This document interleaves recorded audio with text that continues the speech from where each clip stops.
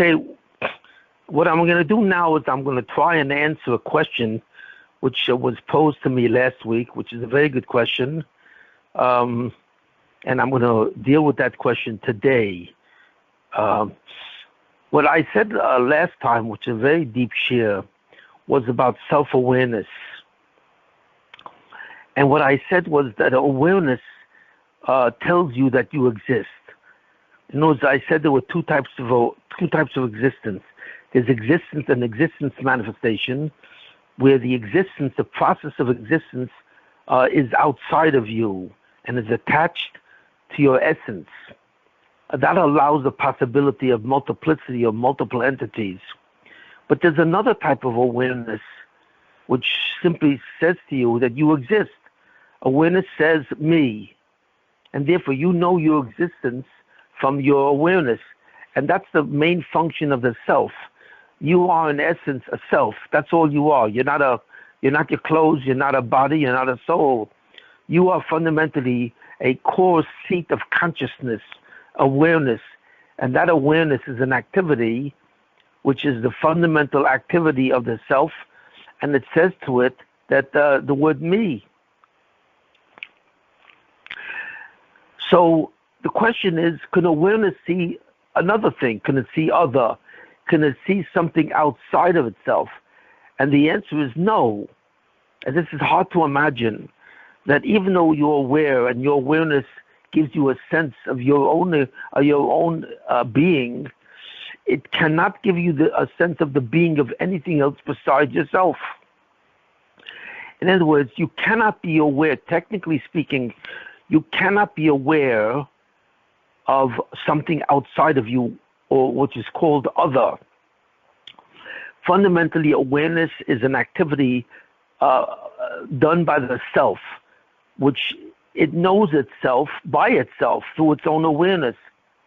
It does not know through its awareness anything outside of itself. So the question really is, how does the self really know anything else? So what I said, how does it know, first of all, how does the self know about another person, another self? Can it be aware of another self? And the answer is no. So therefore, each self, the core consciousness, is only aware of itself. Each person, therefore, is technically an island which exists in the ocean all by itself. It is not a archipelago, which is a group of islands together. It is simply a single, lone, isolated being, which has a knowledge of its being as a consequence of itself, and this is called self-identity.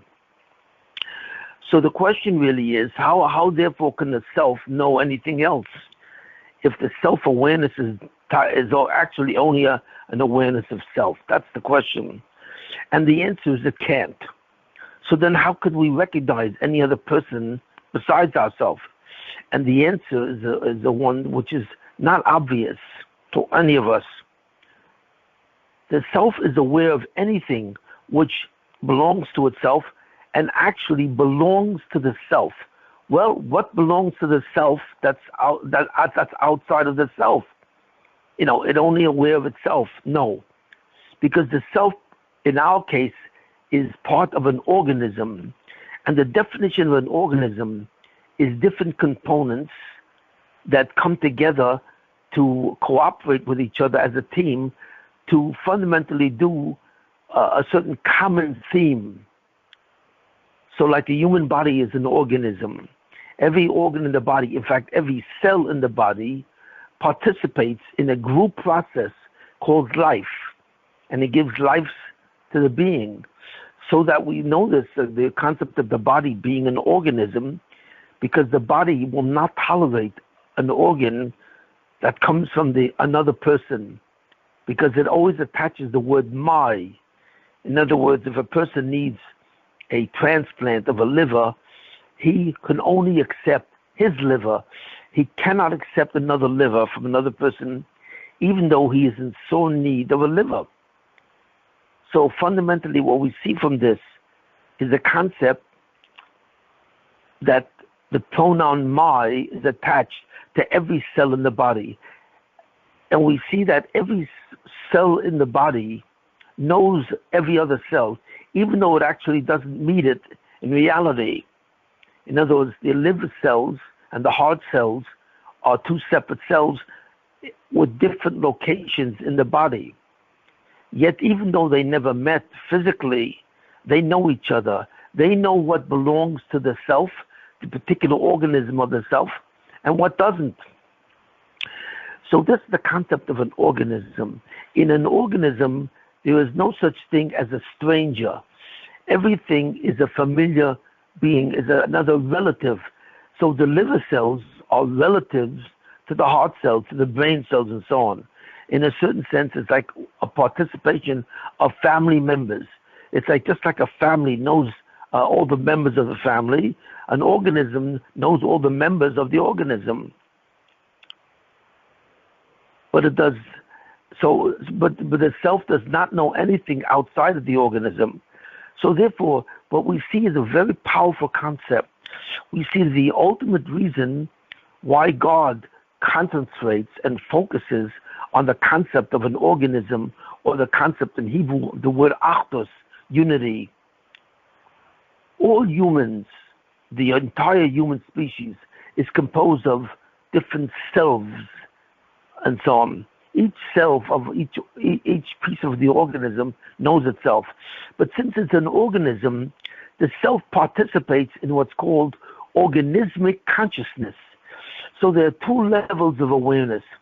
The first level is the awareness of the self itself, by itself, and tells it that it is. The second concept is that the self is aware of also anything which it is an organism with. So therefore, every human being knows automatically every other human being on the planet Earth. That's right. Every human being knows every other human being on the planet Earth for all her human history. And the reason why this is not true anymore in the physical universe, because God has confiscated our ability to know another person, you see it, as a relative, as a piece of my own organism. So what happens is God has hidden this awareness. So every human being does not have anymore an open and visible organismic awareness. But that awareness does exist. So therefore we see a fundamental principle that self-awareness applies to the self, and it applies to anything which is part of it as an organism. Automatically the self knows the existence of that being. Something which is not part of the organism is not known by awareness. Awareness does not reach it, cannot see it, cannot know it, and so on. So therefore what we see is all human beings are really part of one organism. All mankind is part of one organism, and that includes mankind in all of history. So it doesn't make a difference if you're white, if you're black, if you're Chinese or yellow, you're Oriental. It doesn't make a difference where you come from or what you are. If you have the ability to be to be a human being, so that you can think and you are aware, you are part of an organism called mankind. Mankind is not a single lone self. Mankind is a collection of selves, where the awareness of the self applies not only to itself, but applies to all humanity. And therefore there is no such thing as a stranger to mankind. That's right. In actuality and in truth, no human being outside of ourselves is actually a stranger. We know everyone outside of ourselves, because everyone outside of ourselves is part of the organism. So therefore there's something called the organismic consciousness, the awareness of every member of the organism besides the consciousness of my own being. This is a basic concept that we established last time. And that's why God is so incredibly concerned and obsessed with the notion of mankind as an organism.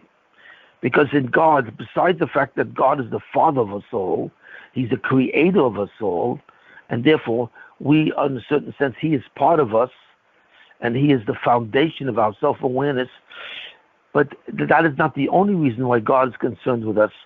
God is our Father, and therefore he loves us, and so on.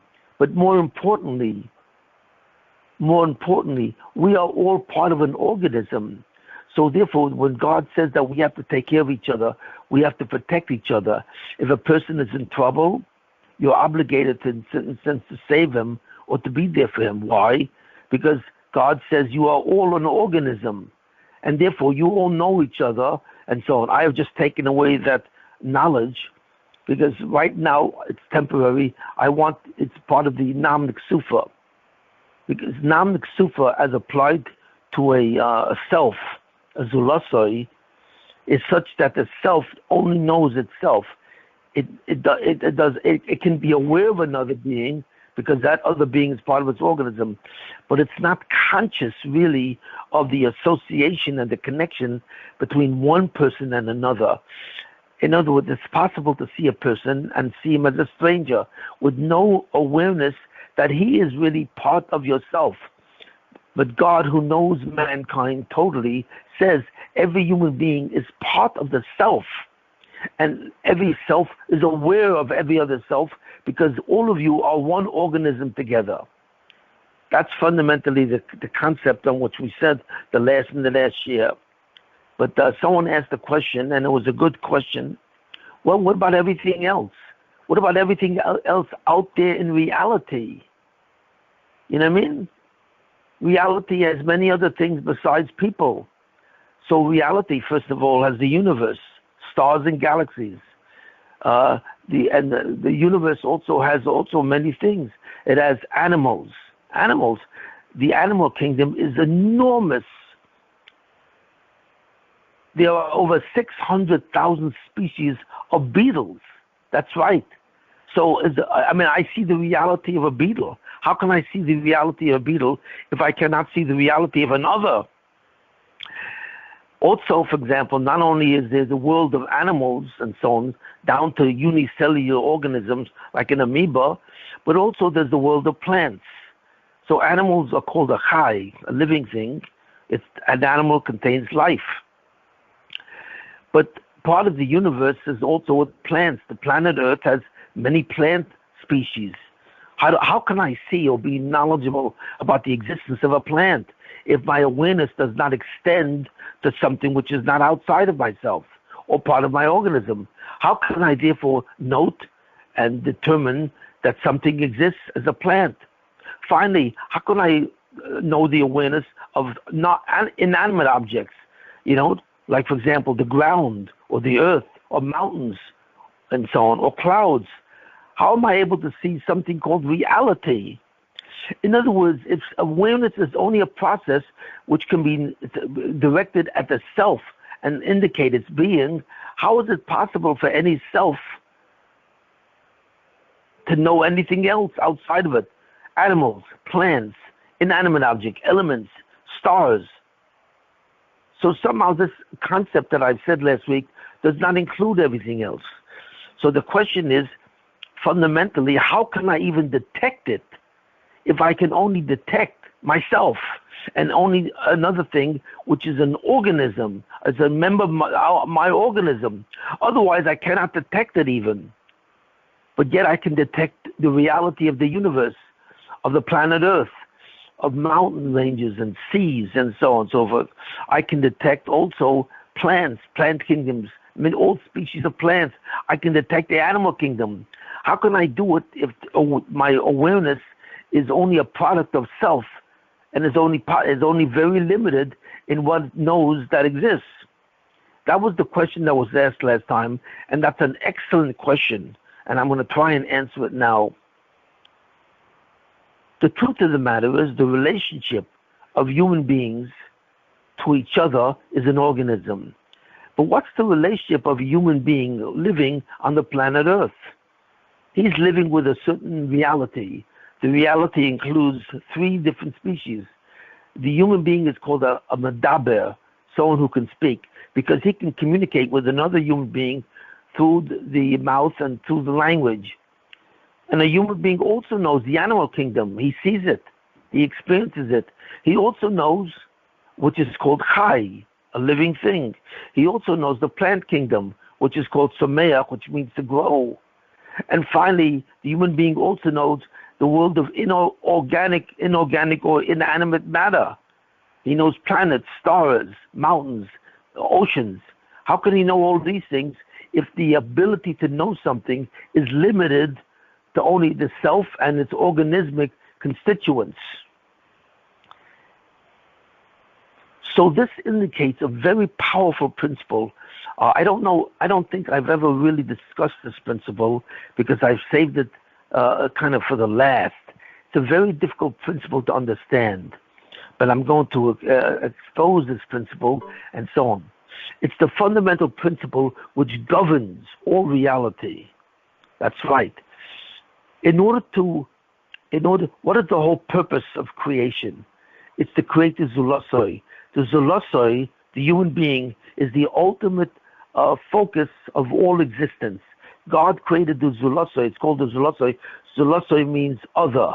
It means except that which is outside of God, or it seems to be outside of God. But that doesn't include the parameters of existence. So that explains why God created man. Man in many ways is somewhat similar to God. That's why it says in the Pasuk, man is slightly less than God, than the Ein Sof. How is that? Man has self-awareness, the ability to know himself by himself. You see it. But what's the problem?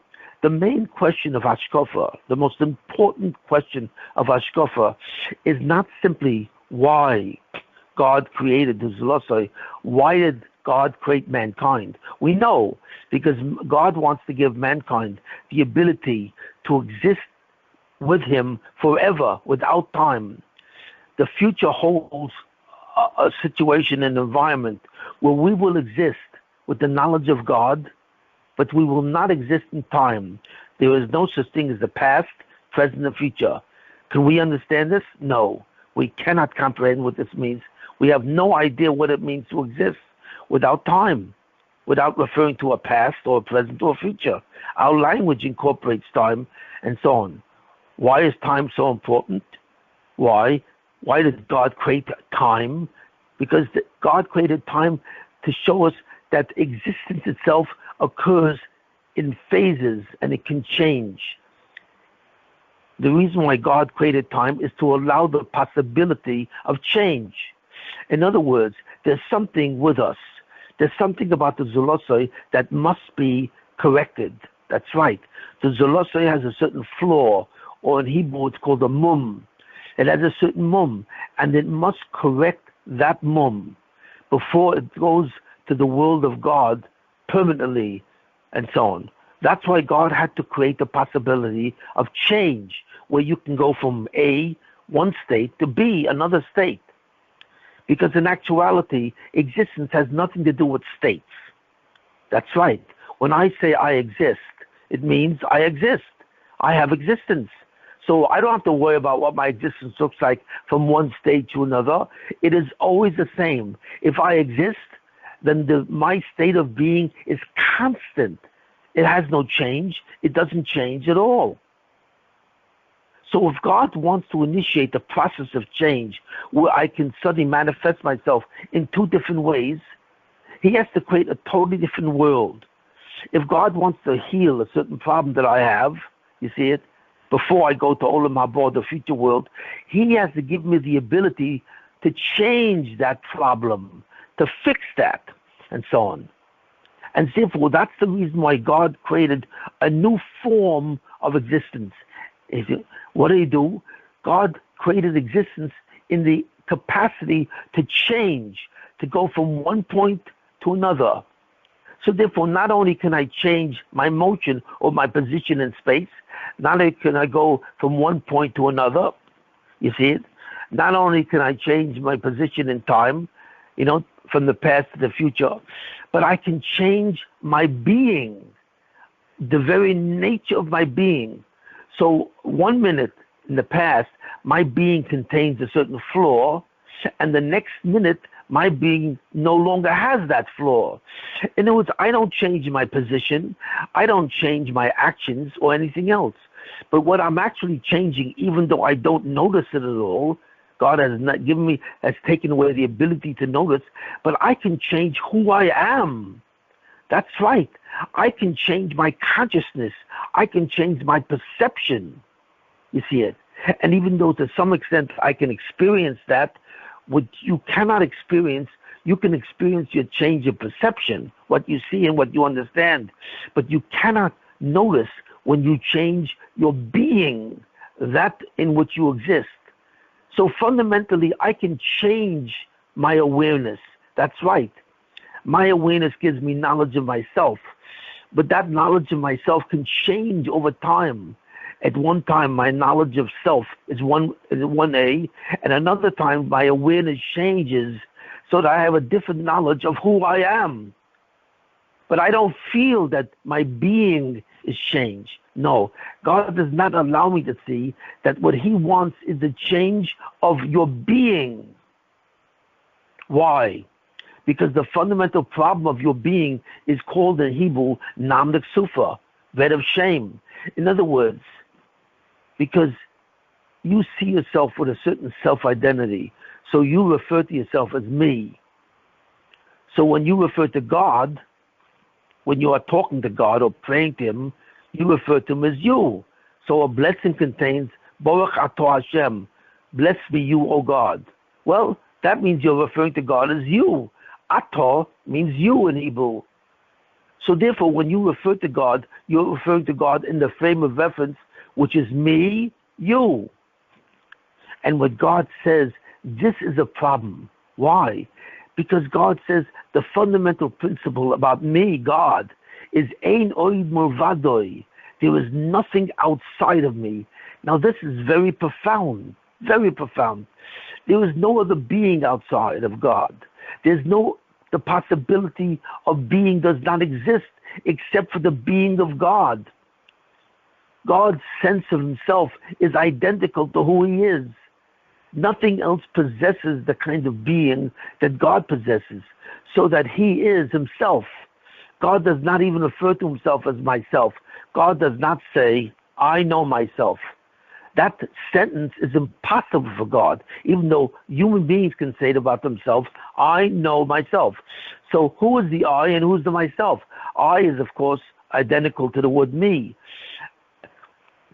The me of myself, the me refers to myself, refers to me. But what is the word myself? Because what it says is that I'm referring to myself in contrast or relative to a certain reality. Myself is the word me as it configures with my reality. I am a part of a reality, and part of that reality is me. So I refer to the me as part of a reality as the word myself. And I refer to me as I'm talking about myself with the word me. So there's me or I and myself. God cannot say that sentence, I know myself. Why? Because God is not divided into two. God is not measured or contrasted or known through any reality. Why? Because God is reality. He is the very state of existence or being itself. God has self-awareness, that's right. He has self-awareness. But His awareness is not something where He's aware of Himself. When God says me, He's not saying it that he knows Himself objectively. In other words, God does not refer to Himself as me. Because the being that's referring to Himself, who's the me, is also the myself. God is identical with His identity. He's not outside of it like He can talk about Himself. You see it. God and His identity, the self-identity, is completely unified. It's united. When we say Hashem Echad, there's one God, what do we mean? We don't mean that there's one God and there's not two. We mean that there's one God and there's no possibility of another God. There can exist nothing else but this being called God. Nothing else can exist because He is His existence. He is identical to it. So what does this mean for us? Can we understand this type of being? Absolutely not. We have no way to comprehend a being who is himself entirely. Nothing is outside of him. Nothing can be outside of him. And this is a fundamental concept. But when we talk ourselves, we human beings refer to ourselves, we refer to ourselves relative to a certain reality. I am myself. So this creates a problem. What problem? Very big problem. The concept of Olam haZeh. What is the concept of Olam haZeh? Olam haZeh is the future world without time. But Olam haZeh, or the future world, is a world of absolute truth. That's right. Olam haZeh cannot tolerate the slightest form of a mistake, or the slightest form of a flaw, or the slightest form of something which is false. It will not tolerate that. So therefore, what Olam haZeh will not tolerate is a being who refers to himself as me. Why? Because simply there's no possibility of there being a me besides God. In the world of God, which is Olam haZeh, there is no such thing as a me. And God becomes a you. The me-you relationship that I see when I talk about God is absolutely impossible. It is false, because nothing can exist outside of God. Yet, when the Zulase refers to himself, he says me. And when he refers to God, he says you. So therefore, Olam haZeh, in the world of absolute truth, this possibility, and so on and so forth, cannot be stated. So therefore, a human being cannot exist outside of God. There is no self-awareness of a human being outside of God. So God says, therefore, in order to go to Olam haZeh and to be empowered, because what this does, even though you can exist in Olam haZeh, you will feel absolutely disempowered. You will feel like a half measure. You will feel like Kesufa means embarrassment. You will feel the embarrassment of disempowerment. Or I should say the disempowerment of embarrassment. Because you are referring to yourself as a me, as if you could exist outside of God. And that's not possible. So therefore God said, you will have to correct that. You will have to correct the way you talk to me. And when you talk to me, you say the word you. I am not a you, because you do not exist outside of me. Why? Because God says in Olam haZeh, I am you. I am you. But you are not me. In other words, I have given you the ability of a self, and you have your own awareness and your own identity in a way. And I have to leave that be. I have to go with that. Why? Because I have created you so that you can enjoy the future world and the world of nitzchias, of without time. But in some way, you have to correct a flaw where you think I'm outside of you. Olam haZeh will not tolerate that mistake. So therefore, God has to create another universe, another world. There is not only another world called Olam haZeh, which represents the future, and which doesn't exist time, but God has to create a world, this world called Olam haZeh. How? Because you are given free will, which is what you have. You have free will, and you have to choose the understanding that I am not a you. You have to choose the understanding. What? What's the understanding? That I am you. I'm an inner me. The difference between me and inner me is this. God says, I am you, but you are not me. But what am I to you? I'm not a you. I am your inner me. I'm the foundation of your self-awareness. When you know yourself, you are actually knowing that which extends from me, God says. Your knowledge of yourself, your self-awareness, is an extension of my awareness of myself. But I am myself, but you are not yourself, and so on. So therefore, God says you will have to choose that. You will have to fix the disempowerment, even though you will retain the ability to see yourself as outside of me, but you will not truly believe in that. You will realize that your self-awareness contains me as the foundation of it.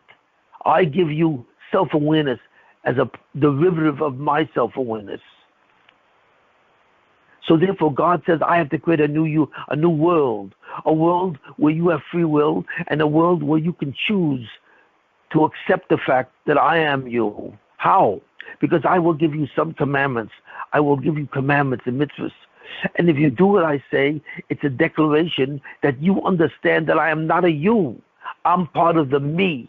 I am therefore an inner part of your me. And that what tells me that is that if you will choose with your awareness to do what I say, that's a declaration to me that I am part of you. And then you will achieve what level? What will give you the feeling that what I am part of you? What? And the answer is love. Love is what does that. What is love? Love is when two things that were originally together, they were unified in being, now are separated. And once they're separated, they have a desire to rejoin each other, to reunite. And God says, you will love me when you see who I am. You see it. When you see how I inhabit your self-awareness itself, you will want to reunite with me, and that will be a concept of love. That's why the greatest mitzvah in the Torah is V'ahavta Hashem Elokecha, and you shall love God. And the question is, how can we love God if we can't even see Him? We can't even be aware of Him in the true sense. Well, the answer is because you will reunite with me, because you will be able to recognize that I am your foundation. But in order to do this, I have to create a whole world, a universe which submits to a certain principle. And that principle is called fragmentation. Now, I've never discussed this before, really. What does it mean to be fragment? In other words, if God says to you, you have to choose with understanding me, your God, as a you, or you have to choose to understand me as an inner me. That's a choice. But fundamentally, in order to do that, you have to be separated from your ability to choose. In other words, right now, this dichotomy or this duality is part of your awareness. It's part of your awareness to call me a you and yourself a me. But therefore, in order for you to choose it, I have to objectify it. I have to give it an existence outside of you. And then you have to choose either A or B. Either A, that I am your inner me, or B, I'm a you. But in order to make a choice and to choose this principle cannot be synonymous with me, with yourself.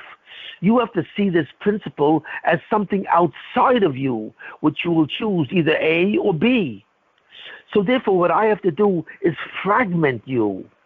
I have to objectify the possibility of making a choice, which is then outside of you, and then you will make the choice.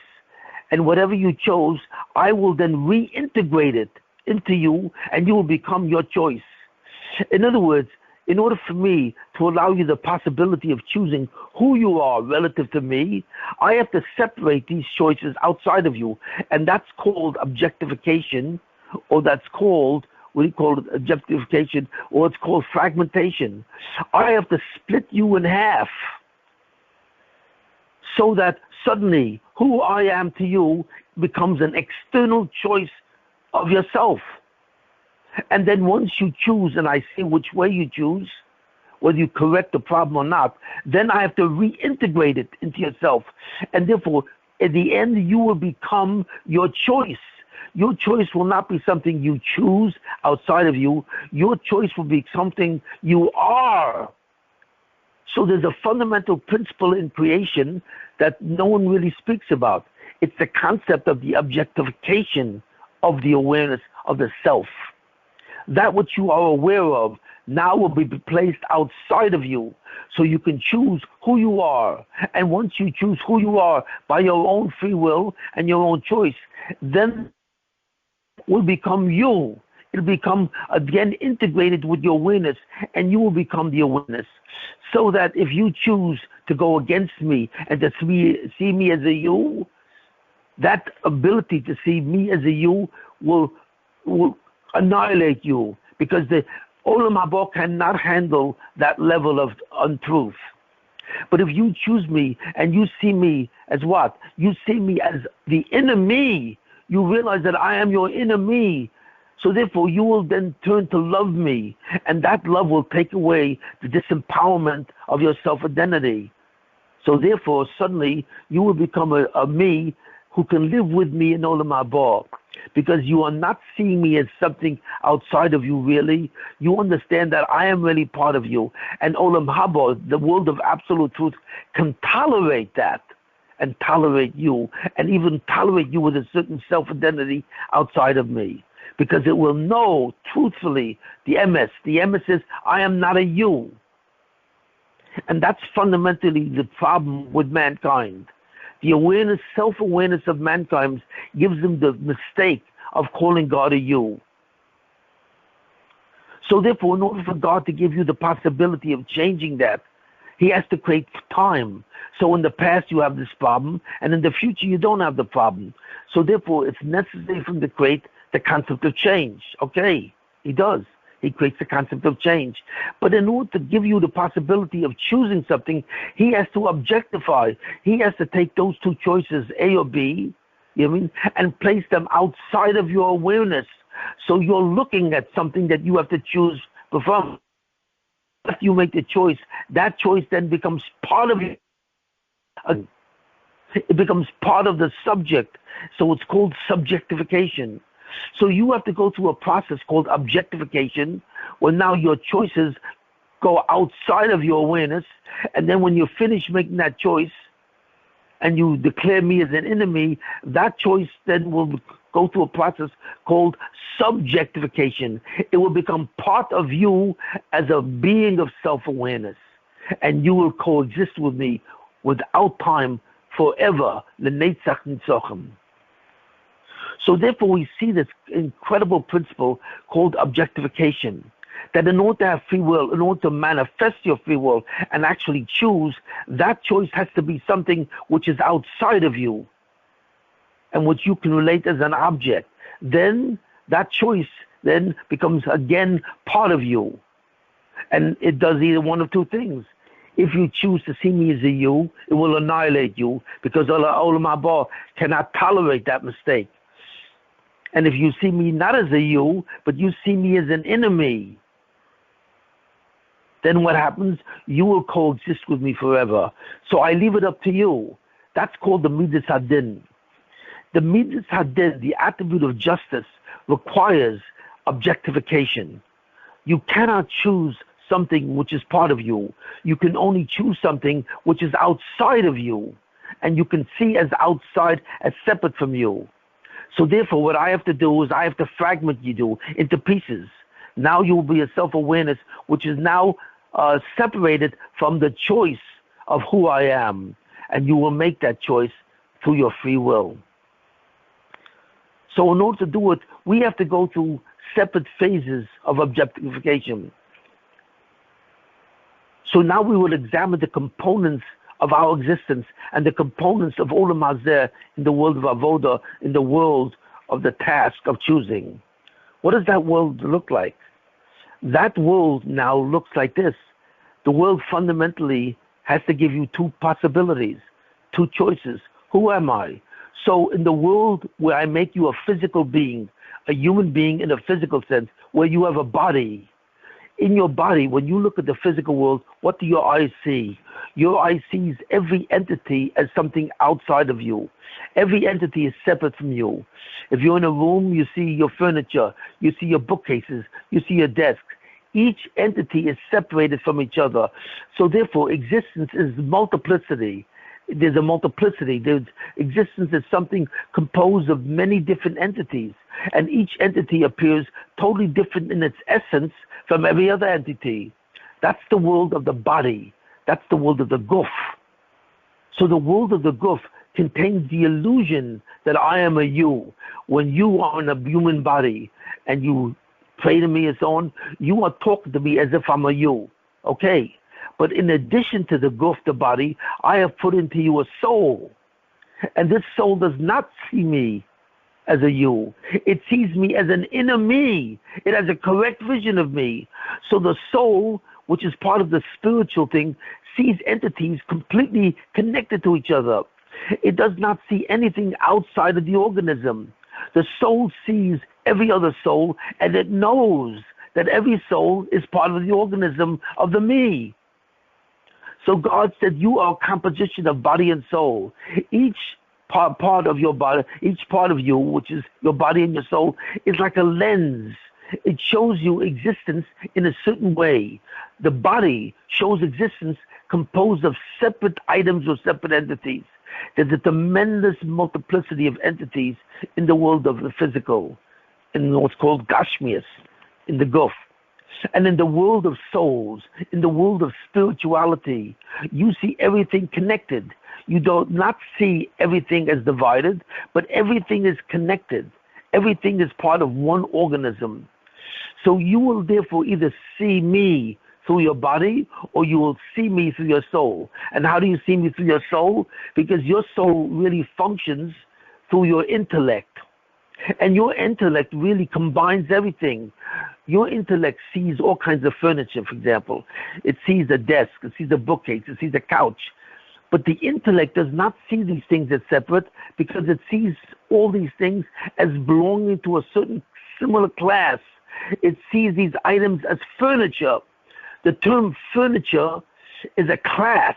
It's a term referring to a class of objects.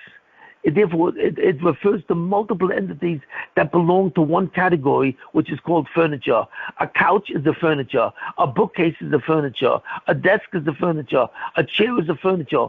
All these things, through the intellect is able to see many different entities as belonging to a certain category or class that combines the essence of them all. Not only is there an essence for a desk or the essence for a couch, but in fact, there's those essences combined. And all of these objects belong to the class called furniture. And that's how the mind works. That's how the intellect works. So the neshama sees reality through the intellect. That's right, the soul sees reality through the intellect, where it fundamentally sees everything in classes and categories of concepts. The body sees everything through the eyes. The eyes see realities as separate objects. A bookcase is different than a couch. A couch is different than a chair. So therefore, the eyes see everything as separated. The soul sees everything connected, keeps on connecting everything in higher unified categories. So God says you can choose that the body is telling you the truth of your eyes. You can say to yourself, well, my eyes are telling me the truth. Everything is separated. Or you can say, my intellect is telling me the truth. Everything is really part of categories where there's a unity into all things. It's your choice. And therefore, each of these things give pleasure. The guf gives pleasure because there are physical pleasures associated with this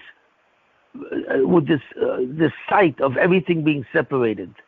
And then there are spiritual pleasures which come from the intellect. When a person comprehends certain truths, he has a certain pleasure, like in some way he dipped into the fundamental firmament and he sees everything as one. So the intellect gives a certain pleasure, and the body gives another pleasure. So therefore he has motivations to either go after the body and have a life full of try to have pleasures, or go after the soul, where he has a life based on truth. Because the object of the soul is to see that which is real through the intellect. And therefore what that gives him is called truth empowerment. That's the Yetzer Tov. The Yetzer Tov, the impulse to do good, really is based on the concept of truth empowerment. You empower yourself through truth. And when you go after the body, what do you empower? You empower the self as separate from everything else. You worship at the altar of separation. You see it, at fragmentation. And when you go after your soul, which is the inside of your intellect, you don't go after that. You go after the concept of organism, the concept of unification, the concept of God as being the basis of all creation. So therefore, the human being is now a dual being. He is separated into two with both instincts. the instinct for duality and the instinct of monicity, where he is one with God. And he has to choose them, because both of these choices have become separate items outside of his awareness. So the fundamental principle of this world is the concept of what? The fundamental concept of fragmentation. And this allows the possibility of choosing. Choosing is only possible in fragmentation, when the world has been objectified, and the possibility of a false conclusion where everything is disconnected from each other is believed. And that's why God, that's why the Olam haZeh, that's why the world, after the creation of the Anogas, and I want to speak about that, is concerned with the concept of fragmentation. That's what everything in Kabbalah, that's the concept of what? That's the concept of what the world of Adam Kadmon and the world of the spheres. The spheres, which are the first things that were created, are really Hanogas. They're supervision, supervised energies. They promote the principle of din, judgment, and the principle of rachamim, mercy. And they apply these two principles of judgment and mercy to the actions of a person. When the person chooses, he instigates din, he instigates justice, and the person is judged by what he chose. And when God is merciful, God does not pay him back with what he chose. God delays that choice because God does not want to destroy him. So the principle of and racham and mercy is only applied to the world where the person is fragmented and can easily choose between one or the other, one choice of the guf, the body, and the neshama, the soul. So the first thing that God created is the anogas, and these are spiritual forces that are beyond spirit. The truth is they are beyond the concept of spirit. And these are principles of energy that either exercise the concept of judgment or exercise the concept of what? Or concept of mercy. And these are called the anogas. And also they're called in Kabbalah, they refer to these entities as what? As anogas. So therefore, where do anogas come from? That's the question. Where do they come from? Well, the answer is they come from you. That's right. You don't understand this. Everything that God separated from you and made to appear outside of you is part of you. Why? Because it's part of the attempt to fix the problem of Namlik Sufa. And since it comes from you, it comes from your Namlik Sufa, it comes from the mum or the flaw called Namlik Sufa, where you feel disempowered in yourself, and it comes from that level of a disempowerment. It comes from you. And therefore, that's why you can be aware of it. That's right. Why can we be aware of the concept of the spheres? Why? I mean, we can't see spheres. They're way much too hard to see. But why can we understand the concept of Hanogas? That there are supervisory energies which supervise the process of judgment and the process of compassion. Why can we even understand it? Because these concepts are really part of us. We're not thinking of something outside of us.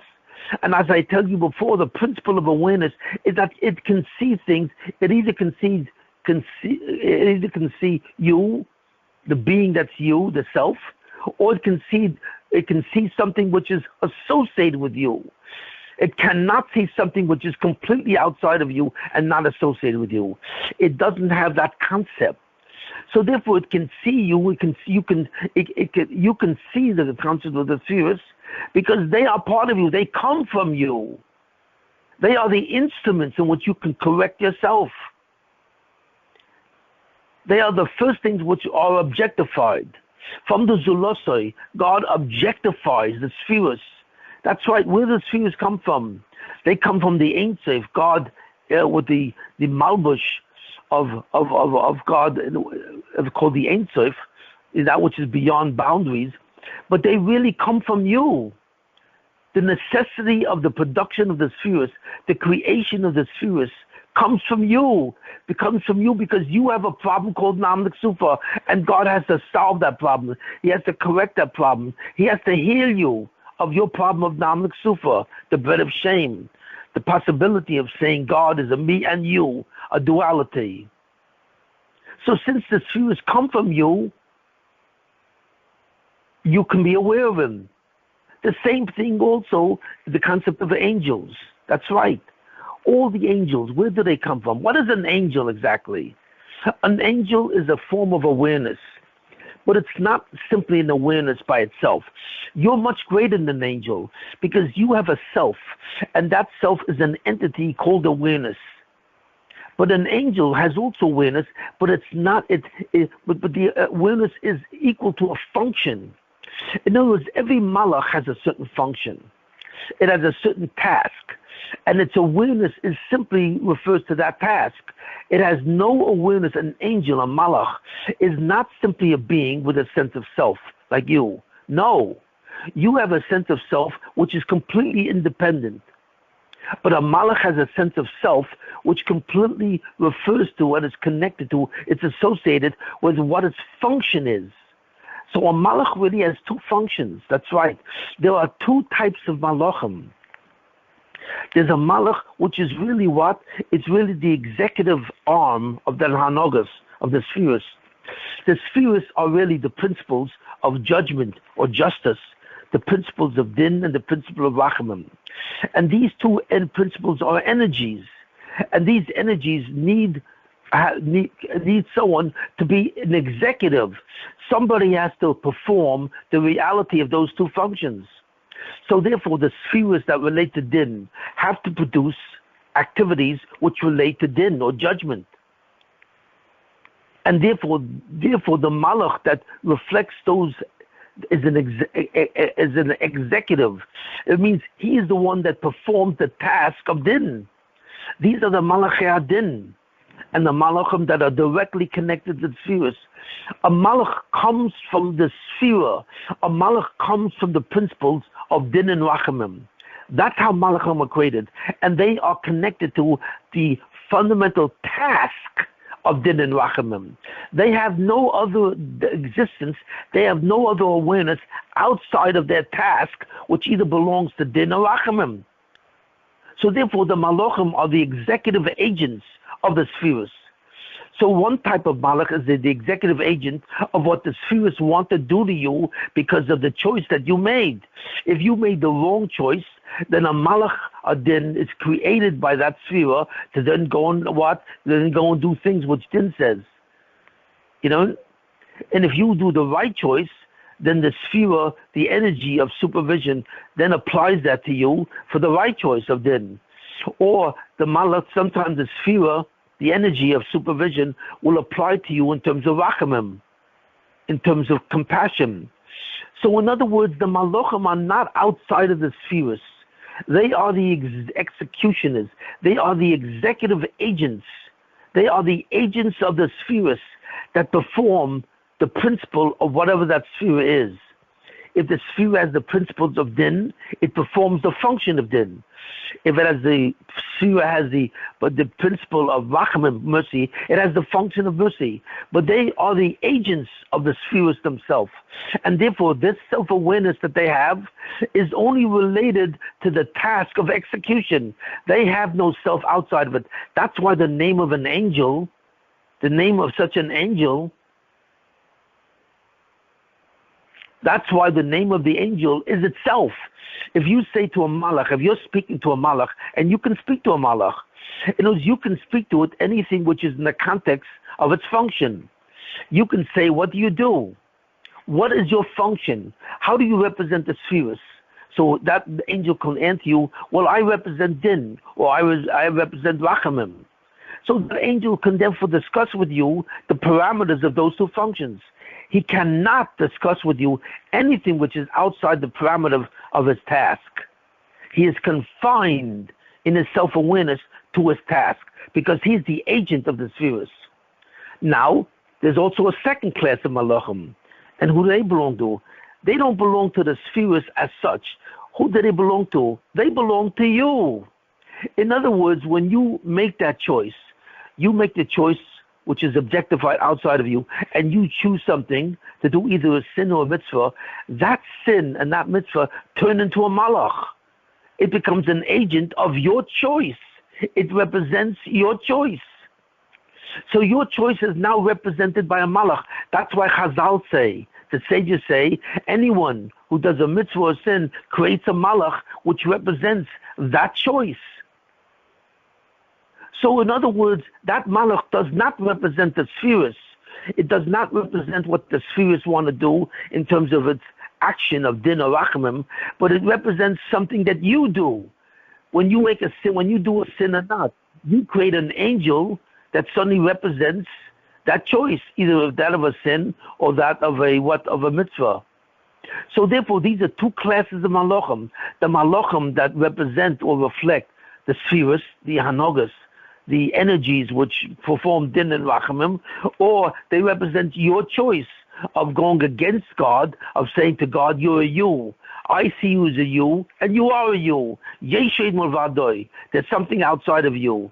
Or the choice to say, no, you're not a you. You are an inner me. You are my foundation. And that represents a mitzvah. And that induces love, the love of God. So therefore we see clearly what a malach is. But where do the malachim come from?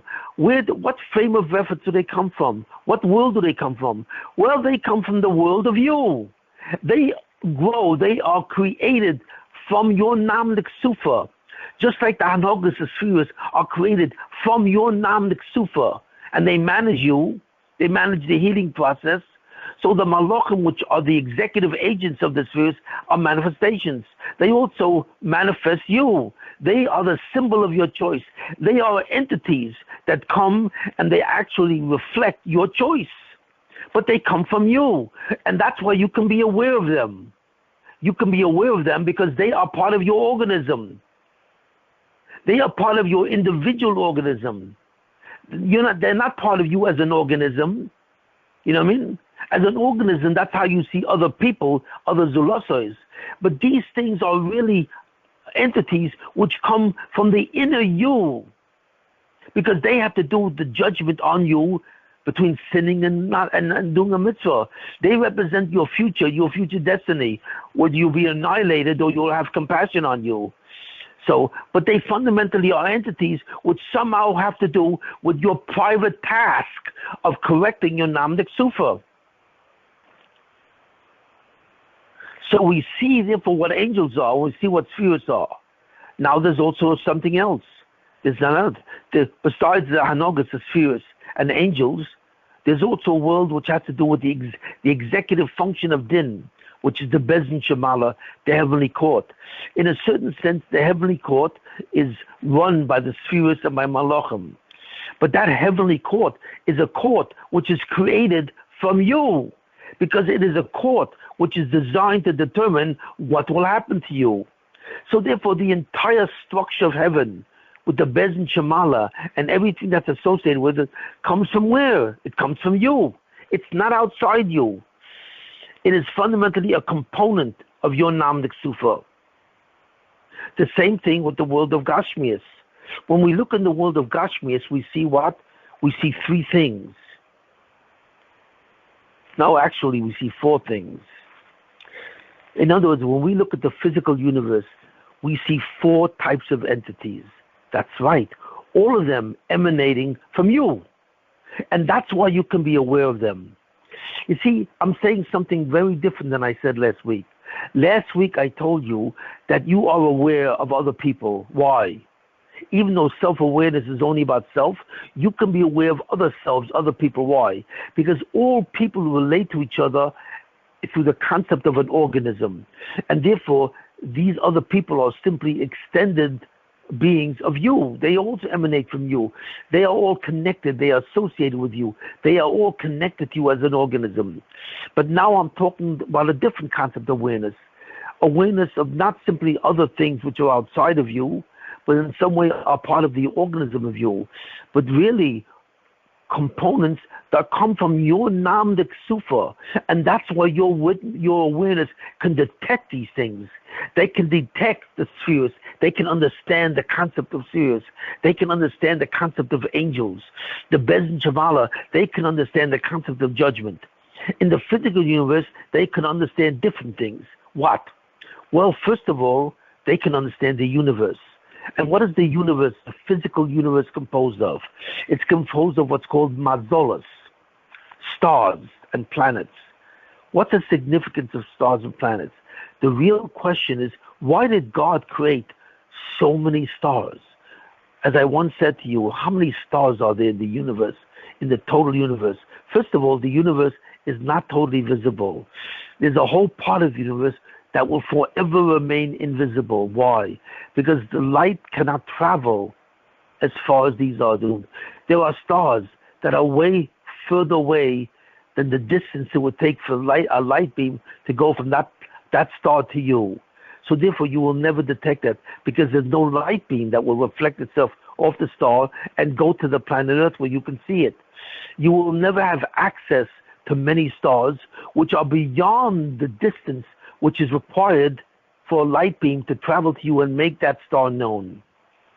But let's say the physical universe that's visible, and what are they saying? Well, astronomers estimate that the universe, according to its stars, are about 14 billion light years. A light beam would have to travel at 6 quadrillion miles a year, had to travel 14 billion light years away to get to you. Wow, that's a huge distance. But of course, the universe was created not 14 billion years ago, but it was created so that the world looks like it was created 14 billion years ago. It was created in its mature form, just like Adam was created in his mature form. You see it. But what's the function of so many stars? Why does God create billions and trillions and quadrillions and quadrillions? God created so many stars with 21 zeros after it. That's astonishing what it is. So the question really is, why does God need all these stars? Because what the Ramchal says is a critical principle. Because we don't understand how this works. We understand through astronomy the physics of the stars. But we do not understand the spirituality of the stars. Why? Because each star is a conduit, is like a pipe, which conducts a certain spiritual power from the spheres, the energies of Din and Rachamim, to us. They are fundamentally the physical connection which connects us to the spheres, so that the spheres of Din, for example, reach their energy, or their power reaches the world, the physical world, and therefore reaches human beings. How? Because in some way the energy of that sphere conducts itself through a star. That's right. A star is like a pipe or conduit that conducts the spiritual energy of a sphere to the physical energy of light or whatever it needs to come to us. How this works, I don't know if anyone knows this. But why did God create so many stars? Because each thing that those spheres decide about you, specifically, is conducted by one star. So each star has a different form of energy that it conducts. So if your lifetime, if you live to 80 years old, every second those spheres have to determine if you will stay alive. And they will have to determine what your mazel is. They will decide if you will be born. They will decide the spheres, the energies of supervision. They will decide the years of your life. They will decide your mazel. They will decide if you will be a rich man or a poor man. They will decide if you will be a healthy man or a sick man. They will decide who you marry, who you don't marry, and what your mazel. They decide every second that you live what the mazel, what the fortune of that second is. So therefore your life, for 80 years, has many seconds to it. You know what I mean? And now these stars have to control every person that ever lived in all of human history for 5,718 years. So if you take every human being that ever lived, from the beginning of time of Adam Rishon till now, and you take every second where a certain mazel has to be conducted to you, you need that many stars to convey all the energies of every second to every human being that ever existed. So that's an enormous number. And also these mazolas conduct other things. They conduct the mazel of a nation. not just an individual, but of a group of people, of a family, and they control the muzzle of not only a family, of a society, and the muzzle of not only of a society, but of a culture, and then of a nation, and then of a continent. So there are many levels to the muzzle, but each level has to be delivered through a star. The energy of the principles of judgment and mercy come through the stars. How? We have no idea. But the stars are sources of light. That's right. What is a star? Basically, a star is simply a source of light because it has fusion. It has a certain type of nuclear reaction which produces tremendous amounts of energy, like the sun. The sun inside the sun is 50 million degrees, approximately in the side or slightly near the outside, but it can go up to 50 million degrees. So therefore, it's a source of heat and light. And somehow the energy which comes from the spheres are transformed into the form of heat and light. And somehow they come down to us. But how this process works, we don't know. But we do understand what they do. All the stars and all the planets in heaven and the universe are simply conduits, individual conduits and pipes in a certain way, and tubes that transmit the spiritual force of the spheres for din and rachamim, and the forces that make our lives to be what it is. It's what's called our mazel. What happens to us every second of the day. So therefore we see what? We see the mazolos, the stars in the universe, are what? They're part of us. They come from my Nam Sufa. They are consistent and fundamentally together with what I choose.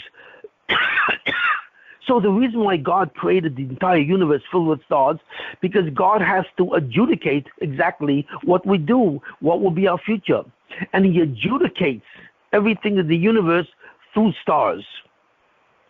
So therefore, the principle of awareness, which not only can understand a piece of an organism, but it understands everything that relates to your Namlik Sufa or your attempt to fix Namlik Sufa. Yes. A second thing, that's the first physical thing that you can be aware of. But also you're aware of what's called domain. Domain refers to inanimate objects. In other words, on the planet Earth, these objects are the sea, mountain ranges, the earth. Every different aspect of the 92 elements is somehow represented in a certain way by an inanimate object, which is called domain. Domain represents everything inanimate, every object inanimate on the planet Earth and on all the stars too. Now, how is that connected to me? Well, as a physical being, you have to relate. You have to have a place to be, an environment. You have to live on the planet Earth. You have to make yourself a house. You have to you have to go and create structures that house you against the weather. In other words, your environment is the planet Earth. It's the inanimate part of the planet Earth by the 92 elements. So therefore, your awareness of the Earth is sea. When you look at the sea, you're aware of the element that gives you water, because that's what the oceans are. The oceans are composed of salt, but what happens? The water evaporates from the oceans and goes up to the sky and becomes clouds. And then the clouds then deposit the water on the planet Earth for human beings to drink. So we get our water from the oceans. In the form of water in the oceans, we cannot drink that, because that's salt, that's too much salt in it. But in the form of the water evaporating in the form of clouds and then redepositing the water down to us without the salt, we can. So therefore, we relate to the earth, to the domain of the earth, in the sense that it supports us in our physical context. Plants, sameach, well, these also support us. How? Because originally plants was our food supply. You know what I mean? That's how we food them. So therefore, as a body, as a being composed of a body and a soul, we need to absorb energy. That's right, we need to absorb energy, because the body is fundamentally an engine. If you look at every living thing, plants and animals and humans, the body of all of them is what is really an engine. What do I mean by an engine? Because it has one common theme. What does the body do? It has to, first of all, absorb energy from food of some sort. Plants take energy Animals take energy, and humans. All three categories are supported by food.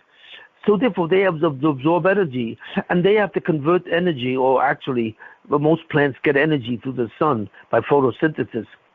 But a physical being has to absorb its energy from outside of it. That's the concept of physicality.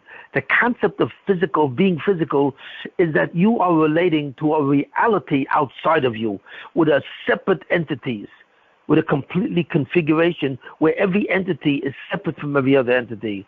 And that applies to our energy supply. And therefore, every living thing in certain ways needs food, and that's called plants. That's called someach. Plants are something that grows. It has a life force. It has a definition of life, but it grows.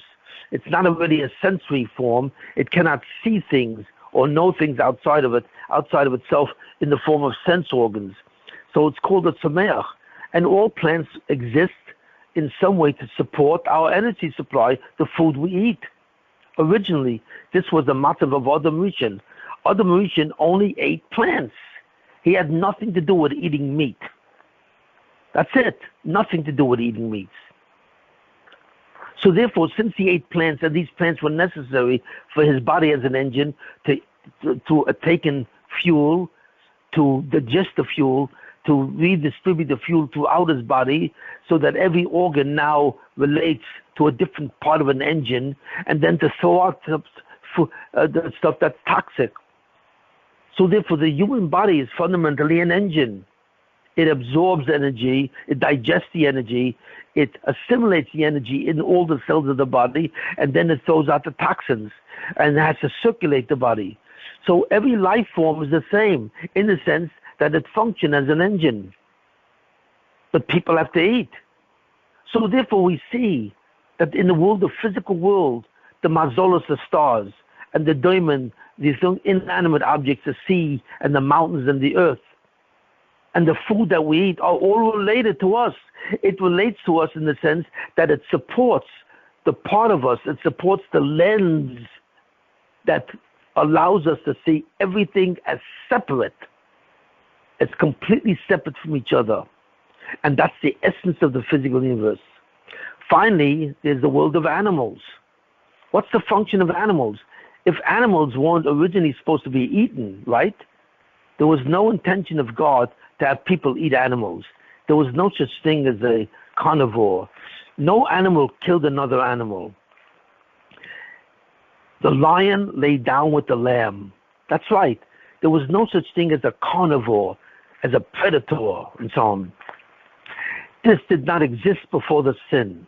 Before the sin in the world of Adam and the Garden of Eden, there was no such concept. There was animals, but there was no such concept as a carnivore. So then you may say to me, very good, so what's the function of animals? I can understand the function of plants. That was the food supply of human beings. But what's the function of animals? Because even animals ate plants. But what was the function of animals? This is a little more difficult. But I believe what the function of animals is the following. Animals, first of all, there are two functions. There's a main function of animals, that they supplied the vehicle for reincarnation.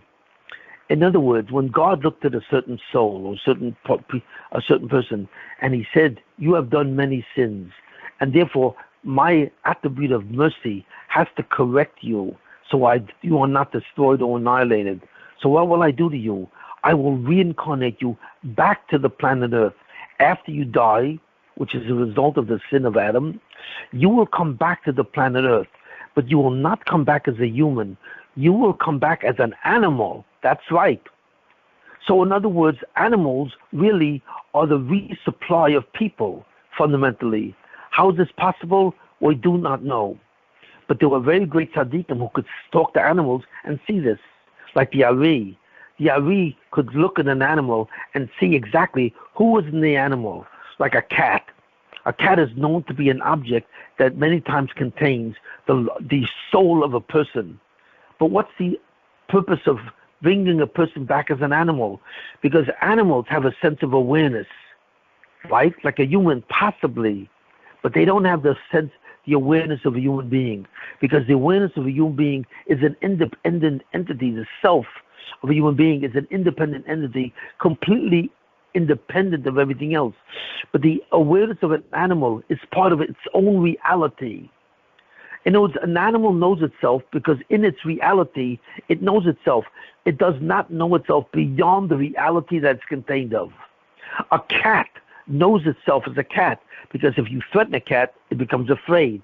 So it has a sense of self, but it has no sense of the self as an isolated, independent entity which is above, which transcends its reality.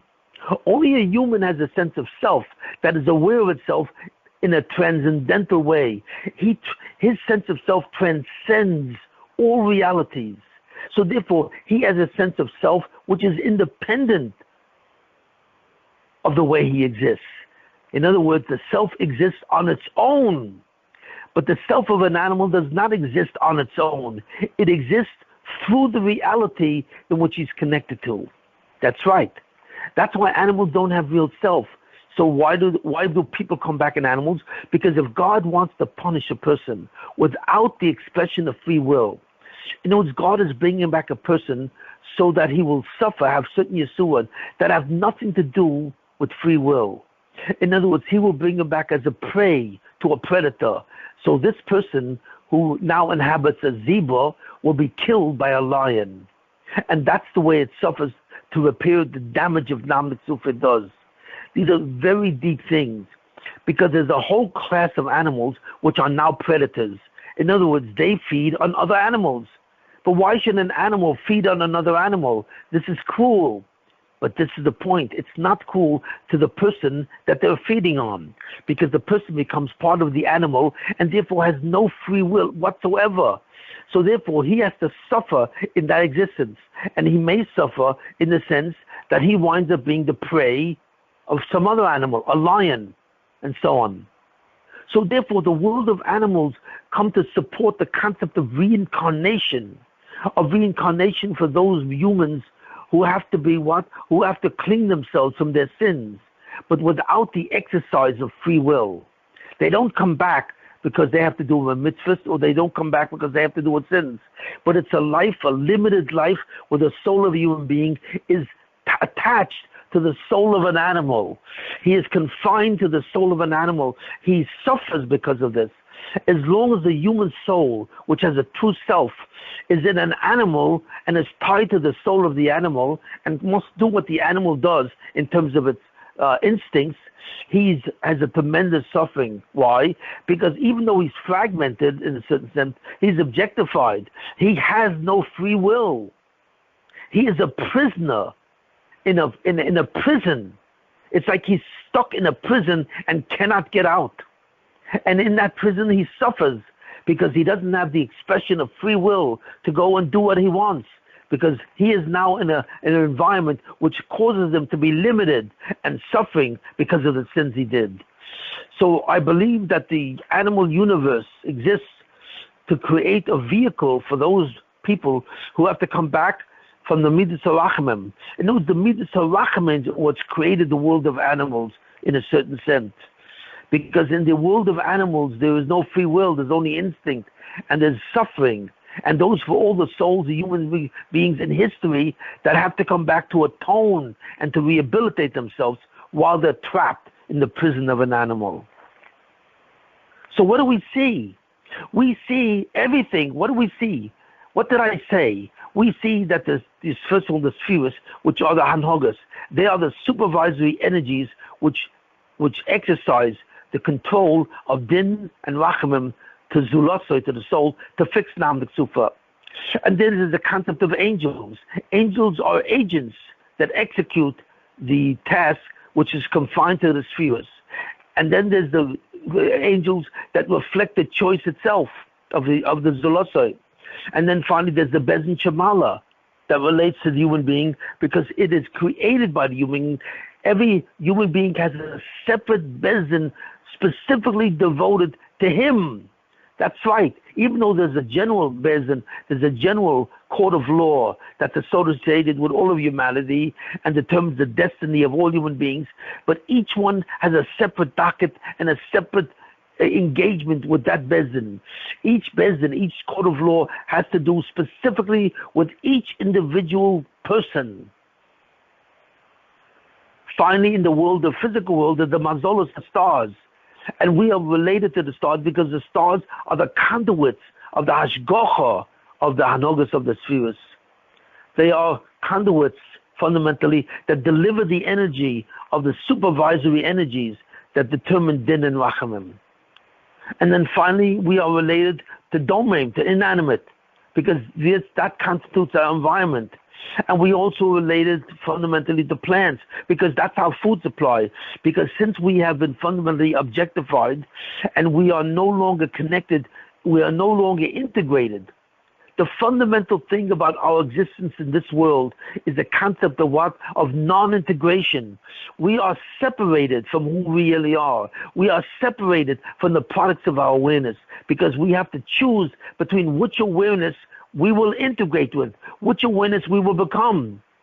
And finally, the world of animals, which present the vehicle of the possibility of reincarnation in a way which causes suffering for the duality that sinned.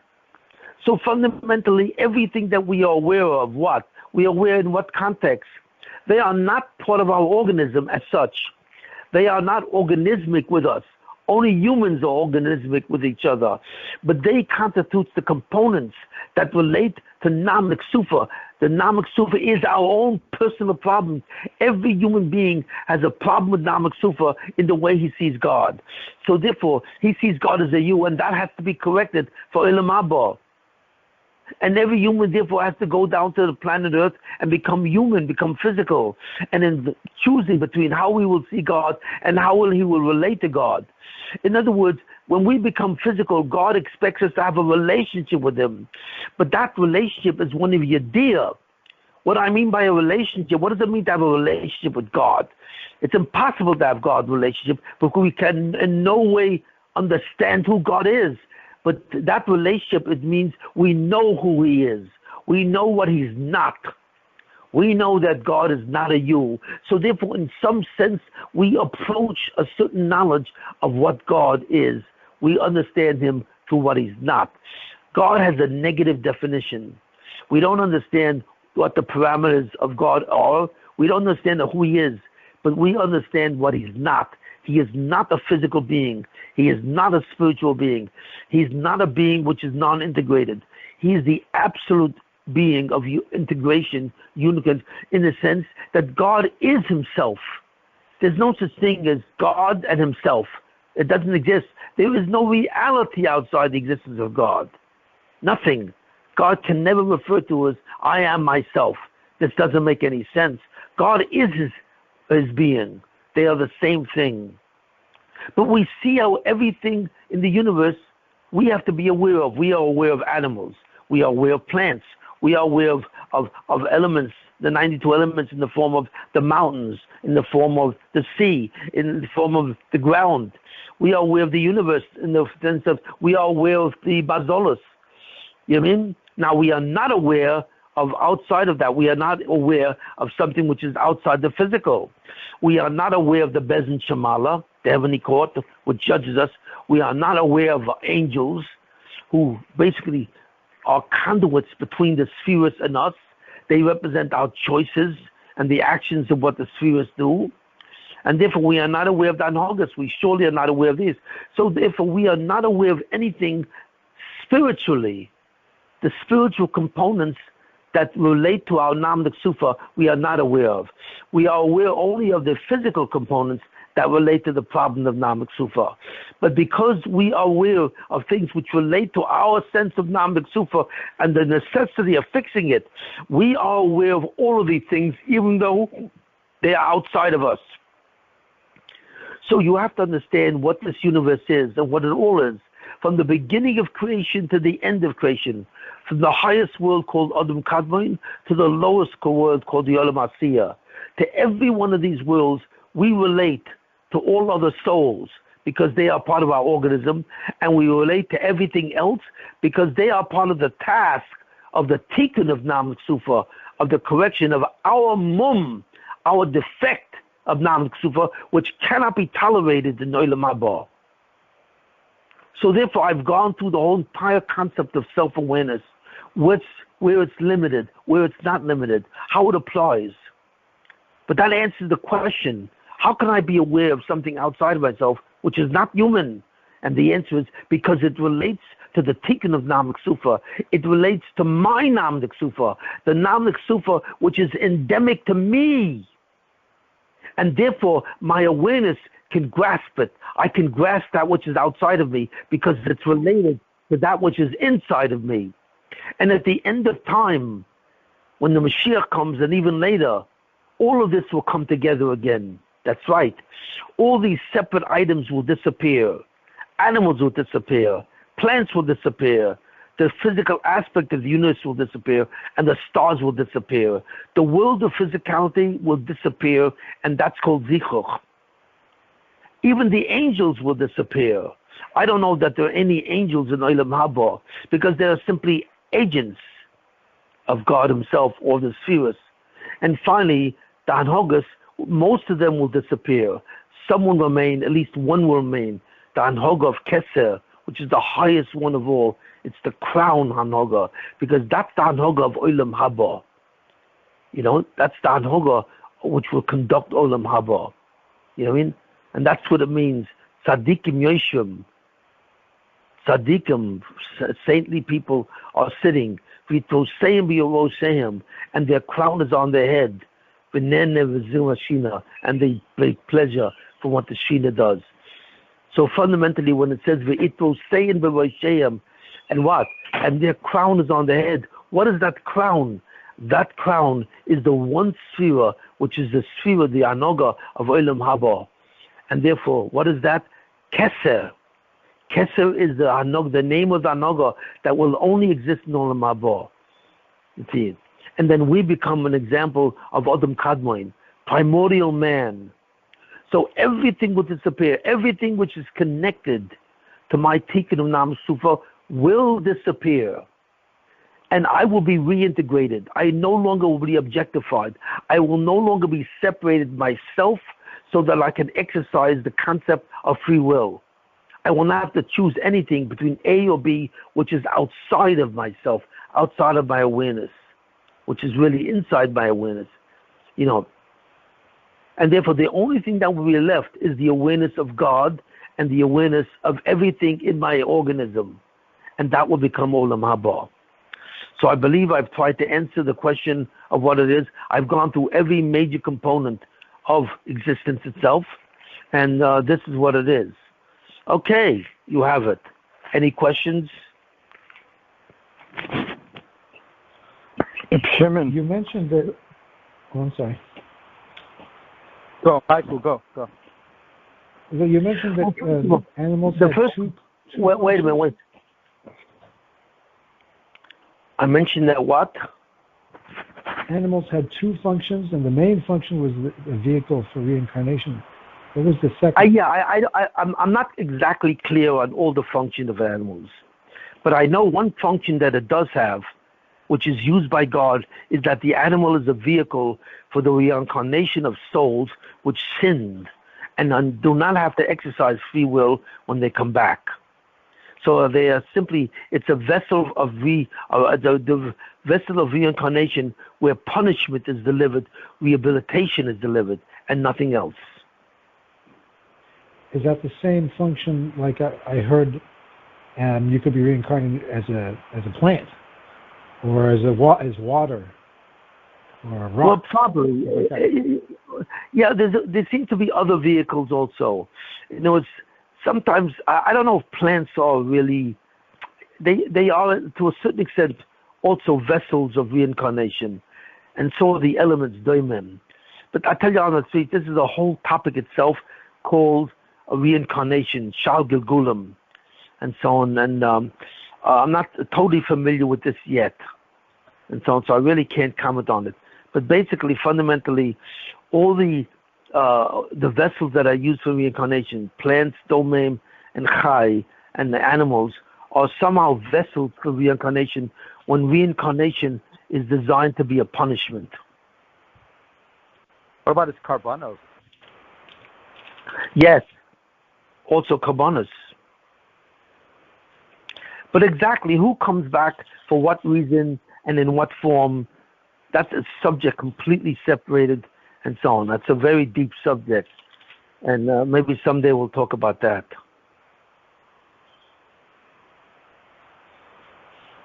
Shimon, in the world of existence as you know it, not as pure self-awareness, as existence as part of a reality, how is Ein Muvadeh defined? I mean, Yid, in the reality that we're in.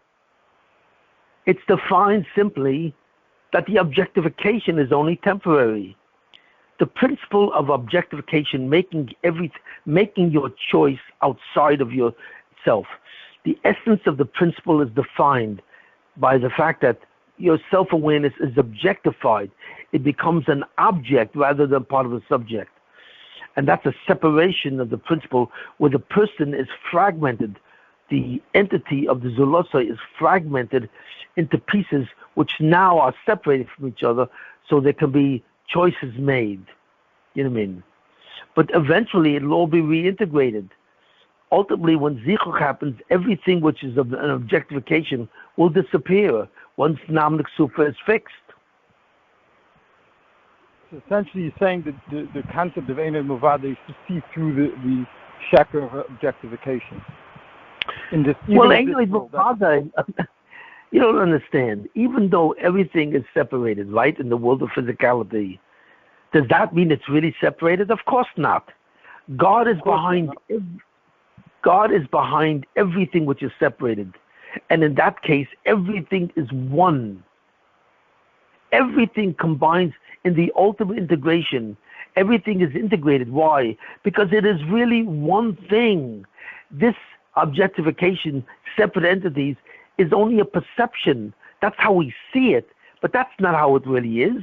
Every animal, every insect, every plant and every species, all of it is connected. There's no separation to God from all these things. This is a malbush. It's a malbush that God has to allow the possibility of the tikkun of Namlik Sufa to correct Namlik Sufa. Right. Reb Shimon, a question for you about, let's say, the Beis Din Shamala and Malachim. It did come from me, but it's kind of funny. I feel subservient to them, or like scared. Rosh Hashanah we're coming up to in a few months.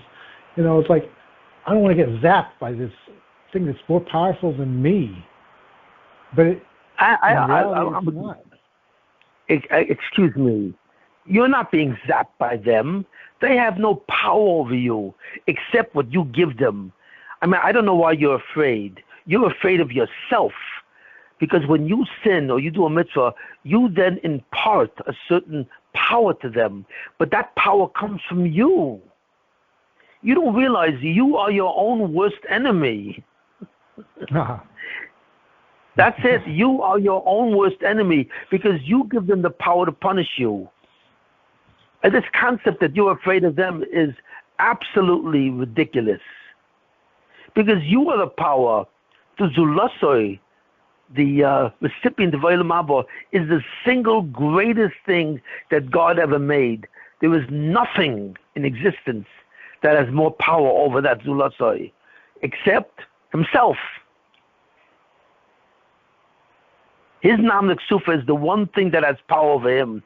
Nothing else comes. And all of them are simply components of Namlik Sufa. So the angel that comes and punishes you is simply your representative of yourself. You have nothing to fear.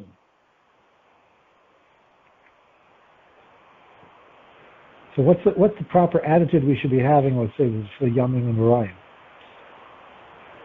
Well, the proper attitude is obvious. You should be fully concerned always with developing a relationship with God. That is the only thing that God is interested. God is not interested in you having pleasure or being happy as such. The ultimate happiness is you knowing yourself and you being yourself, not outside of God, but realizing He's inside of you. And with that comes a tremendous ecstasy, because you will be in a certain way a junior partner to God. The Zulasa is capable of being a junior partner to God, except that you have a certain job to do, and that's simply it. And on Rosh Hashanah Yom Kippur, you have to say to God, I'm sorry if I haven't been really a good son of yours, that I really don't know what's going on. You have to continuously be aware of everything that's being said about what you're supposed to do. And not like everyone. It's like a racetrack. Everyone is jumping the track and running off in the distance. But everyone is treating the race as if it was a separate race off the track. Most people have no idea what they're doing and how it relates to eternity. And this is what I'm trying to teach, what your relationship to eternity is. And you have to be conscious of it. And on Rosh Hashanah Yom Kippur, you have to ask God to give you another chance to help you. Mistaken your Nam Sufa.